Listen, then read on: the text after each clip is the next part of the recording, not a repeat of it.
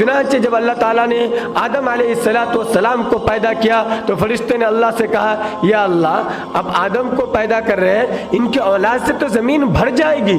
تو اللہ تعالیٰ نے کہا میں ساتھ ساتھ موت کو بھی پیدا کروں گا، ادھر لوگ آئیں گے اور ادھر جائیں گے۔ پھر فرشتے نے پوچھا اگر موت ہی آئے گی تو زندگی کا کیا فائدہ، ایسی زندگی کا کیا مزہ؟ اللہ نے کہا میں موت کو پیدا کرنے کے ساتھ ہر انسان کے دل میں امید اور آرزو پیدا کر دوں گا۔ ان کو معلوم ہوگا کہ مجھے موت آئے گی، لیکن امید کے سہارے، آرزو کے سہارے دنیا میں جیتا رہے گا۔